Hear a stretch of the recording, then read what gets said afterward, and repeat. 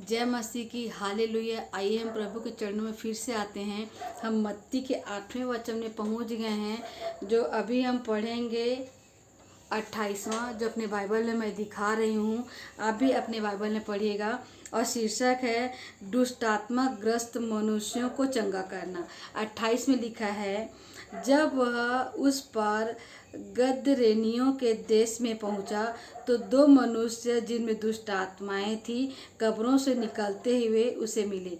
मतलब जब यीशु मसीह उस पार गदरेनियों के देश में पहुंचे तो दो मनुष्य दिखे जिनमें दुष्ट आत्माएं थी। वो कब्रों से निकलते हुए यीशु मसीह को दिखे। उसके बाद लिखे हुए इतने प्रचंड थे कि कोई उस मार्ग में जा नहीं सकता था।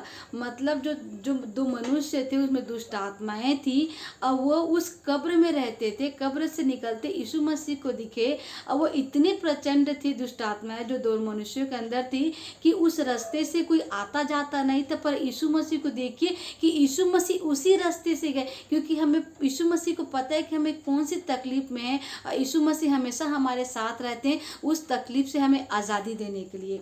उसके बाद लिखा है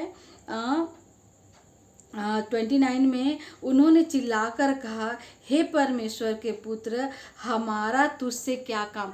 मतलब वो यीशु मसीह को जानते थे, इसीलिए आपसे विनती है कि आदर महिमा सम्मान यीशु मसीह को दिया कीजिए। यीशु मसीह से प्रार्थना कीजिए, क्योंकि शैतान हमें मार खाने के लिए हमेशा हमारा इंतजार करता है कि कब हम प्रार्थना ना करें और कब हम पे अटैक करें। पर यीशु मसीह परमेश्वर के पुत्र थे, वो पहाड़ में जाके अपने पिता से प्रार्थना करते थे। इसलिए शैतान परमेश्वर और यीशु मसीह को बराबर पहचानता था। यीशु मसीह को देख के उन्होंने चिल्लाकर कहा कि हे परमेश्वर के पुत्र। मतलब वो जानता था कि तू जीवित पिता परमेश्वर का पुत्र है, हमारा तुझसे क्या काम। मतलब दुष्ट आत्मा बोलती कि हे परमेश्वर के इकलौते पुत्र, हमारा तुझसे क्या काम।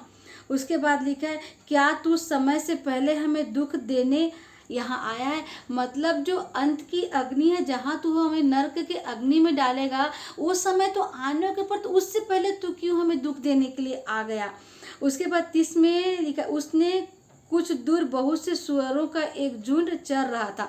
मतलब तब दुष्ट आत्माओं ने देखा कि करीब 2000 सुअरों का झुंड था वहाँ पे, मतलब चराई कर रहा था।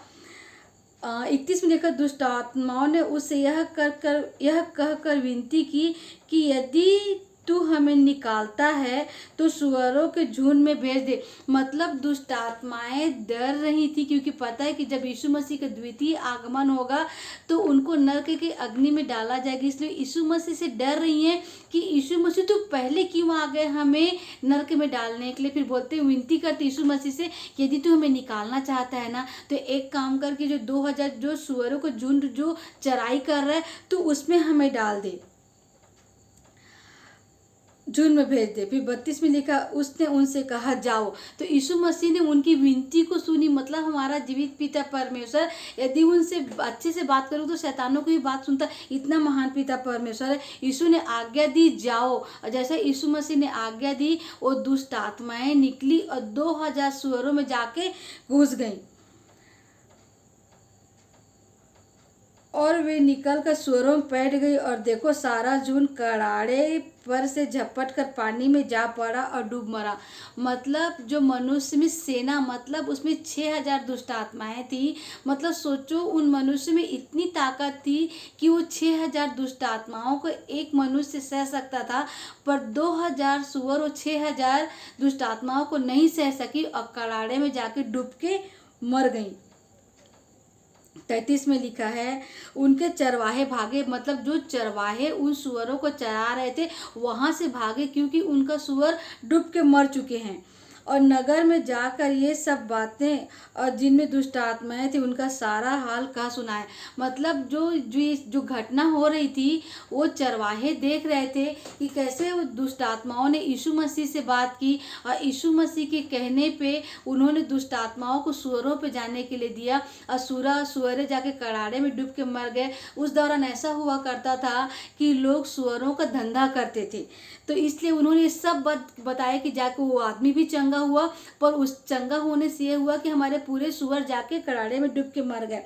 34 में लिखा है, तब सारे नगर के लोग यीशु से भेंट करने को निकल आए। मतलब जितने नगर के जो बिजनेस करते थे दौड़ के यीशु मसीह के पास दौड़ते आए और उसे देखकर विनती की कि हमारी सीमा से बाहर चला जा।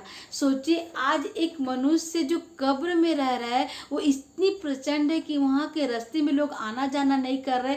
तो मैं तो तारीफ करना चाहिए कि एक इंसान शैतान की राह से निकल के परमेश्वर के राह पे आया, पर यीशु मसीह से विनती करने आए कि तू चला जा। मतलब उनको इस चीज की खुशी नहीं है कि एक मनुष्य शैतान की राहों से अलग होकर परमेश्वर के राह में आया। उनको इस बात का दुख था कि हमारे सूअर जाके मर गए। तारीफ करती खुदाबंद, तू हमें ऐसी आज्ञा सिखा खुदा राजा, तो जैसा तू चाहता है वैसे बना। और तारीफ करती खुदाबंद, हमारे हर तकलीफ में तू हमारे साथ है। और तारीफ करती खुदाबंद, ऐसा तू बना खुदाबंद कि तेरे वचनों द्वारा खुदा जैसे तू सामर्थ देता खुदा वैसे ही हम सामर्थ पाए खुदा। और तारीफ करती खुदा कि जो तू आज्ञा दे उसको करे। तारीफ करती खुदावन, सारी आदर सारी महिमा आपको मिले। यीशु मसीह के नाम से मांगती हूँ, आमीन आमीन आमीन।